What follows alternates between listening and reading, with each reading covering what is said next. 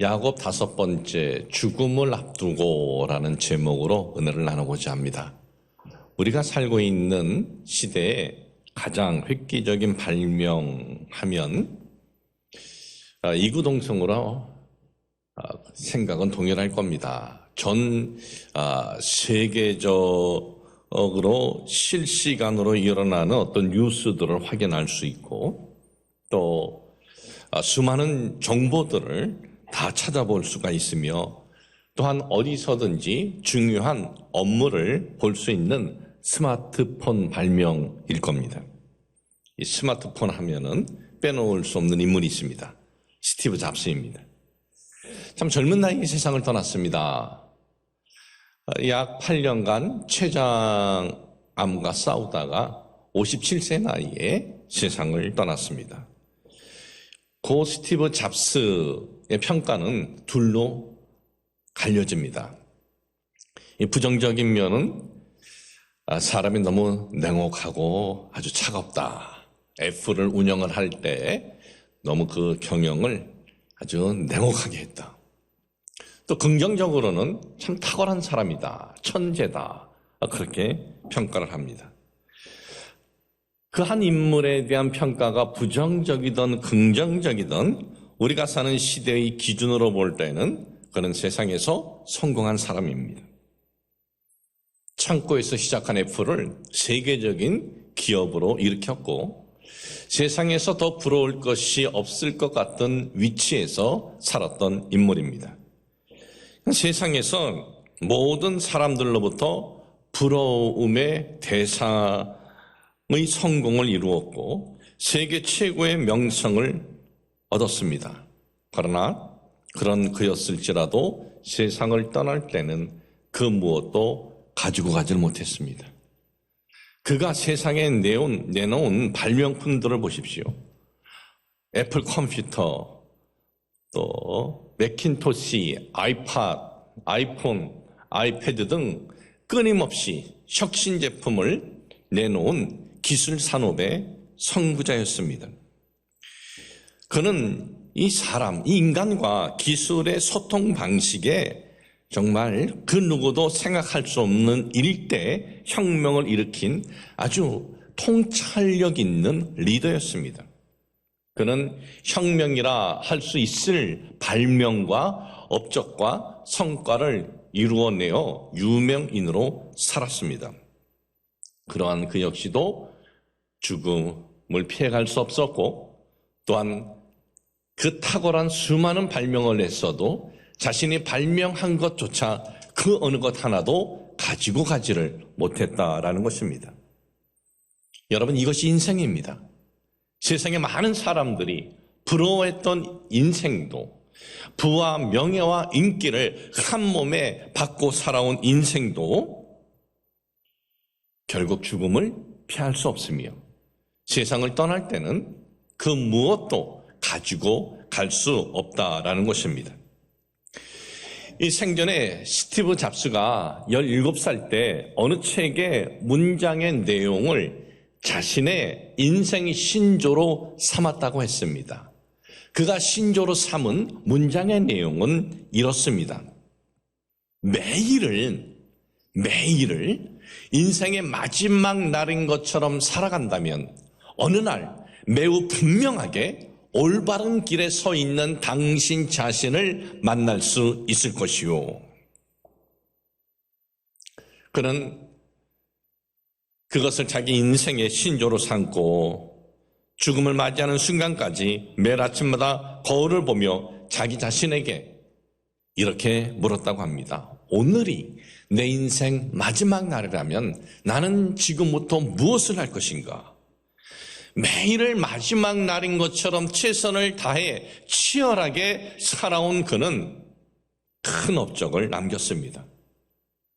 매일을 마지막이라는 신조를 가지고 최선을 다하며 큰 업적을 이루었지만은 죽음은 피할 수 없었고 죽음을 맞이할 때는 그 어느 것 하나 가지고 갈 수 없었습니다.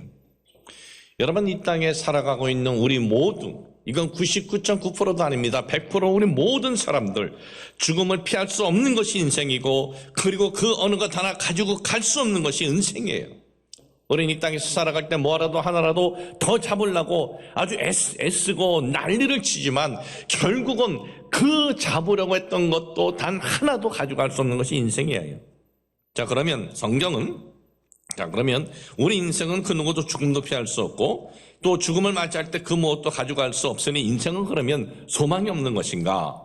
성경은 이 우리 인생들의 죽음에 대해서 그러면 뭐라고 말씀하고 있고 뭐라고 선언하고 있습니까? 누구나 다 죽어야 하고 그 무엇도 가져갈 수 없기에, 이 죽음을 성경은 뭐라고 말씀하고 있느냐? 끝이다 라고 말씀하고 있는 것이 아니에요. 성경은 죽음은 뭐냐? 영광으로의 출발이다, 그렇게 선언하고 있어요. 여러분, 우리가 이 죽음에 대한 성경의 이 선언을 믿는다면, 죽음이 다가오는 어떤 환경 앞에 섰을 때 그것을 어떻게 우리가 받아들이겠습니까? 두려움, 낙심, 절망, 그렇게 받아들이겠습니까? 아닙니다. 성경에서의 선언이 우리에게 그 선언에 대한 믿음이 있다면 이 죽음 이후에 대해서 우리는 기대를 가질 수 있어요. 오늘 여러분들에게 봉독해드린 창세기 49장 1절부터 마지막 절까지 죽음을 앞에 두고 마지막 유언을 하는 내용인데, 마지막 이 유언 속에서 야곱은 죽음 이후에 기대를 갖는 고백을 한 문장에 표현하고 있습니다. 이 야곱의 지금 이 삶의 환경이 어떤 환경입니까? 아주 부귀와 영화가 넘치게 누리고 살 수 있는 그런 환경이에요. 그런데 부귀와 영화를 넘치며 누리면서 살 만한 그런 환경인데, 내가 지금 이런 꿈 같은 길을 걷고 있는데 내가 지금 죽어야 하는가? 탄식하는 고백이 아닙니다.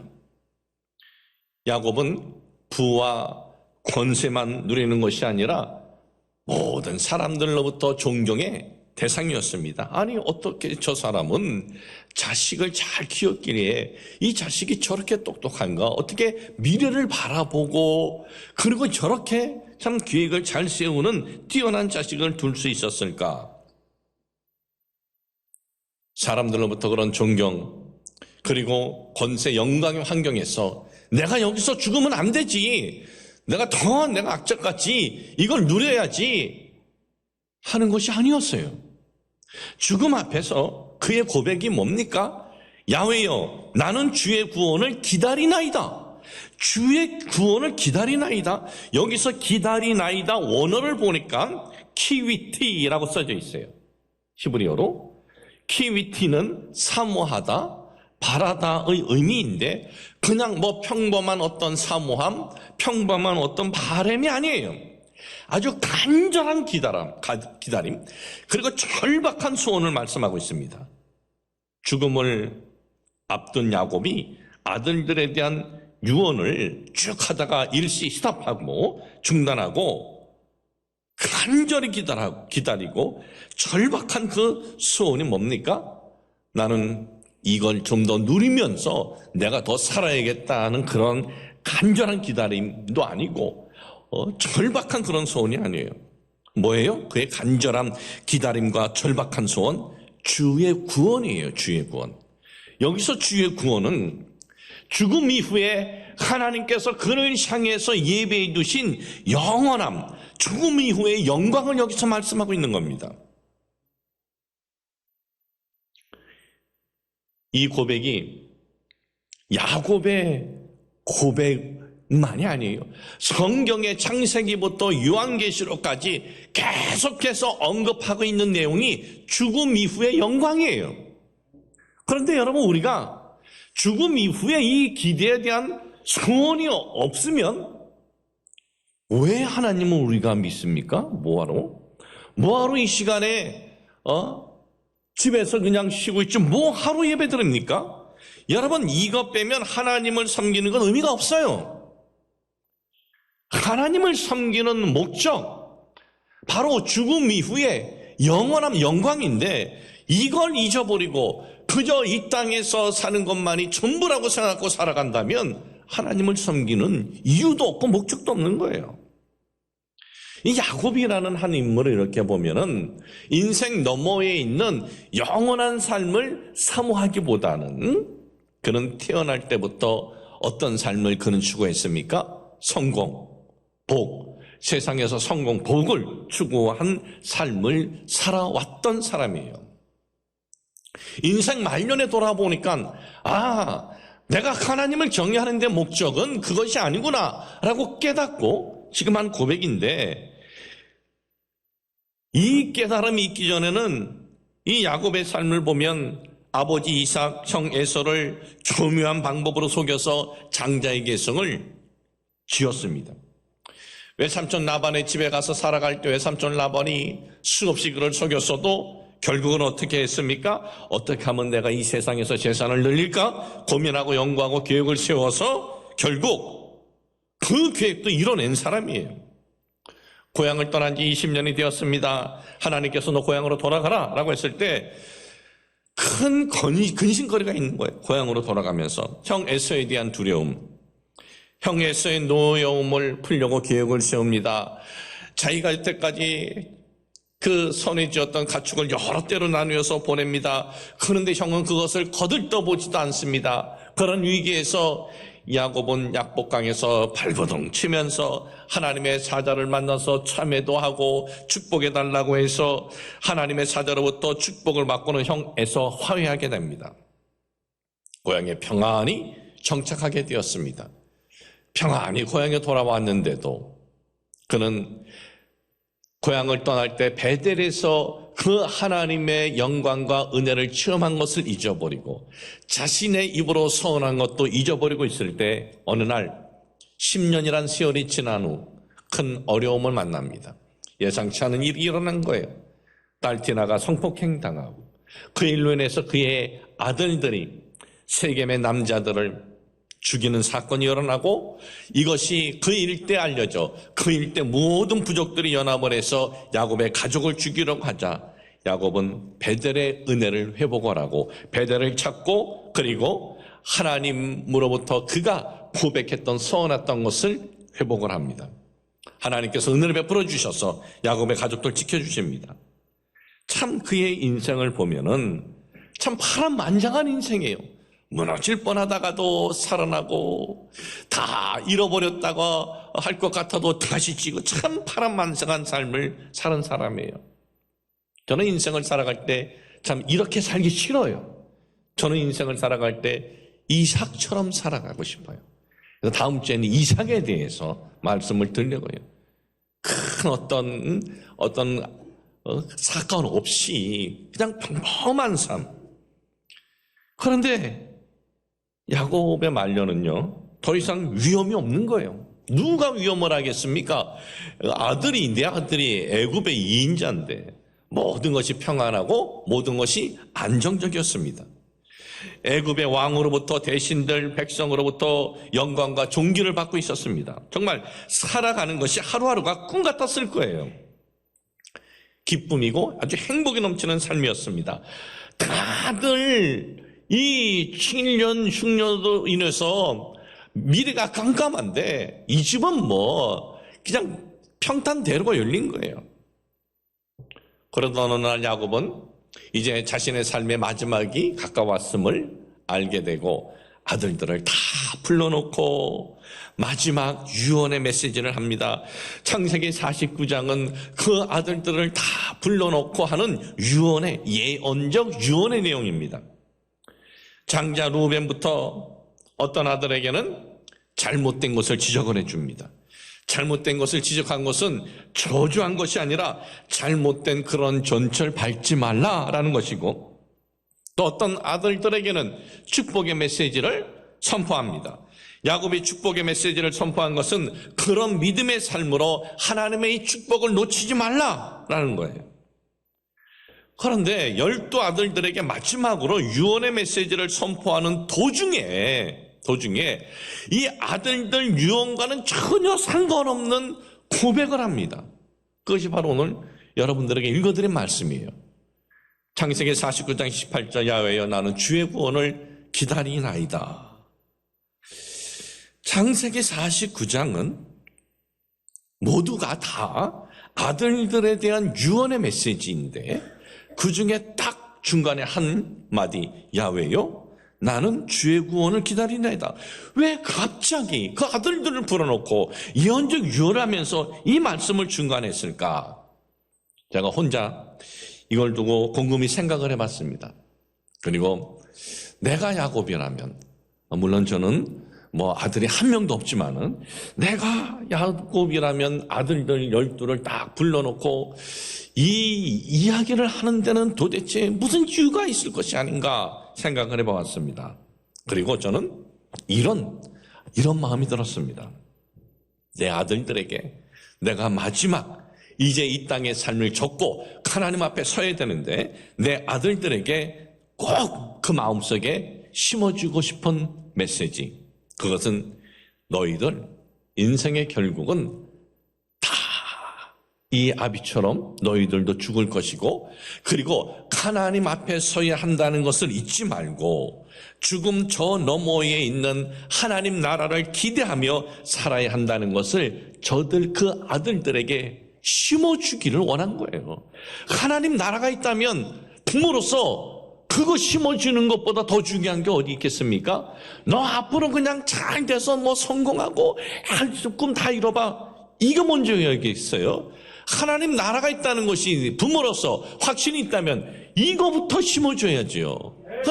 이걸 지금 심어주는 거예요. 이 야곱은 약점이 있어서 그 약점에 대해서 조심하면서 살아가야 할 아들이나, 또 믿음이 좋아서 하나님 앞에서 축복받을 아들이나, 결국은 우리는 다 죽을 것이고 하나님 앞에 서야 한다는 것을 잊지 말라라는 것입니다. 성도 여러분, 우리 인생은 위대하게 큰 일을 한 사람도 있고 그렇지 못한 사람도 있어요.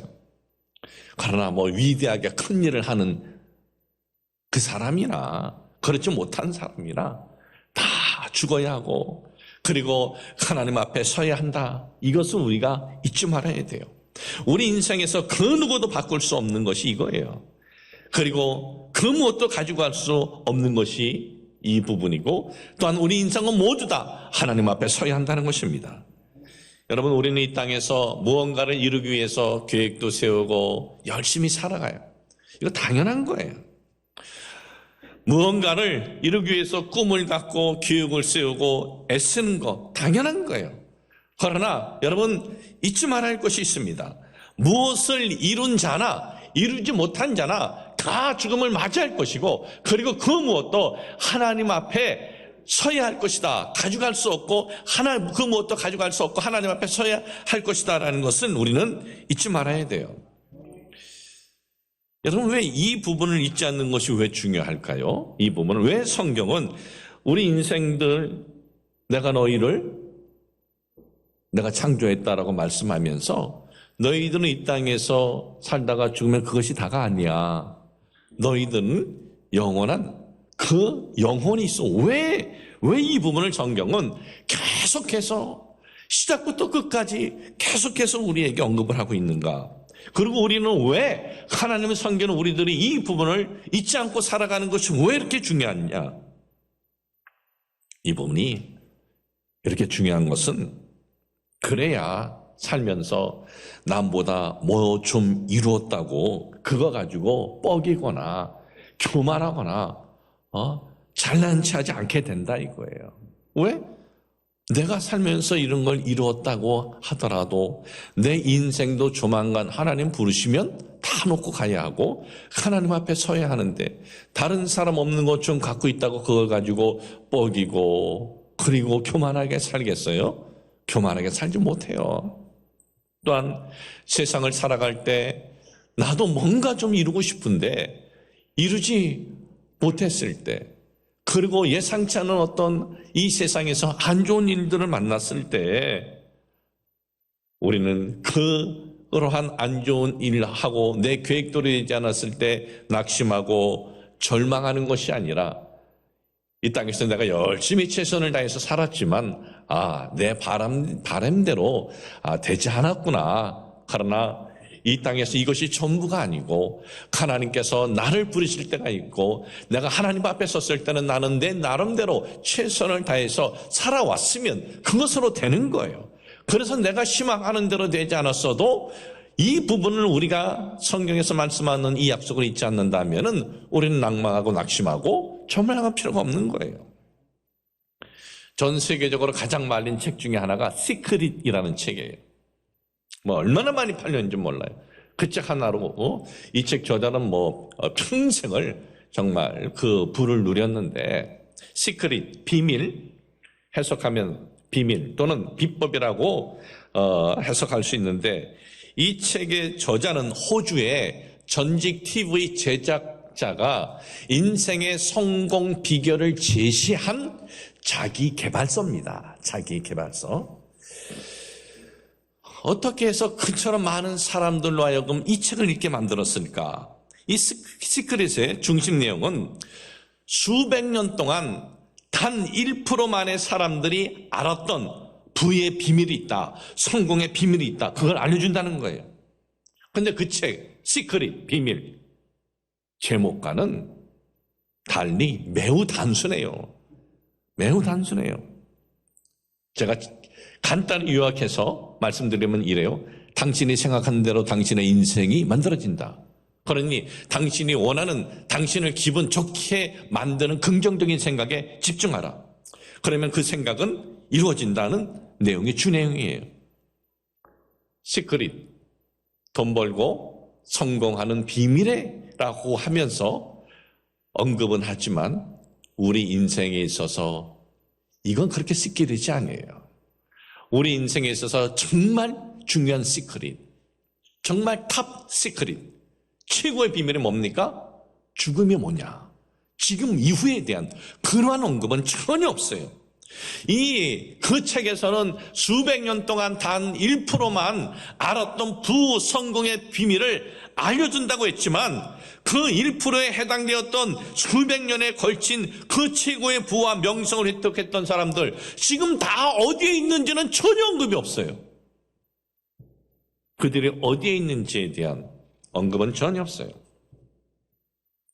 삶이란 뭔지, 삶 뒤에는 무엇이 있는지, 이것이 탑시크릿인데 그 최고의 비밀에 대해서는 언급하고 있지 않습니다. 성도 여러분, 우리 인생에 있어서 그 무엇보다 중요한 탑 비밀이 있습니다. 그 비밀이 무엇입니까? 죽음이 마지막이 아니다라는 거예요. 인생은 모두 죽음으로 이 땅에서 삶은 끝이 나지만 그것이 끝이 아니에요. 그것이 마지막이 아니에요. 예수 그리스도 안에서 영원한 삶의 출발임을 약속하고 선언하고 있는 것이 하나님 말씀이에요. 여러분, 이 시크릿을, 이 비밀을 발견하고 깨닫고 이것을 잊지 않고 살아가는 삶이 복된 삶이고 성공한 삶이다라는 것을 잊지 마시길 축복을 합니다. 우리의 이는 육신으로 된 것이 아니라 우리에게는 영혼이 있고 태초에 하나님께서 영원한 영혼을 우리에게 주셨고, 우리가 이 땅에서 살아갈 때 육신의 장막이 다 무너지는데 무너지면 우리 영혼이 하나님 앞에 서야 하고, 하나님 앞에 섰을 때 이 땅에서 하나님을 섬기며 예수 그리스도를 믿고 구원받은 이들에게는 영원한 빛의 영광의 길로, 그렇지 않은 이들은 영원한 어둠 사망의 길이라는 이 말씀은 성경에서 거듭거듭 우리에게 선언하고 있는 말씀입니다. 여러분, 우리는 이 성경의 선언이 이렇게 처음부터 끝까지, 창세기부터 요한계시록까지 있는데 그 하나님을 예배하고 그 하나님을 믿겠다고 하는데 정말 죽음 이후에 영원으로의 출발을 우리가 믿고 있느냐 이거예요. 우리가 이것을 잊지 않고 있는다면 이 땅에서 살아갈 때 혹 여러분 뜻대로 되지 않는다고 해서 그것으로 우리는 실패라 말할 수 없어요. 왜? 이 세상에서 가장 큰 실패는 바로 죽음 이후에 영원한 삶이 있는데 그것을 모르고 살아가는 사람이 가장 큰 실패자이기 때문에 그렇습니다. 그래서 야곱은 마지막 자기가 죽기 전에 그 아들들에게 심어주고 싶은 것이, 아들들아, 나는 야훼의 이 구원을, 주의 구원을 나는 기다린다, 소원한다. 너희들도 이 땅에서 살아갈 때 하나님 앞에 서야 할 것을 잊지 말고 이것을 소원하고 이것을 기대하면서 살라는 메시지를 아들들에게 선포하고 있는 겁니다. 사랑하는 성도 여러분, 우리들이 이 땅에서 살아갈 때 신앙의 가장 큰 기본이 뭡니까? 바로 야곱의 고백입니다. 주님 안에서 영원한 구원함, 이것을 잊지 말고 살아가시길 주님의 이름으로 축복을 합니다.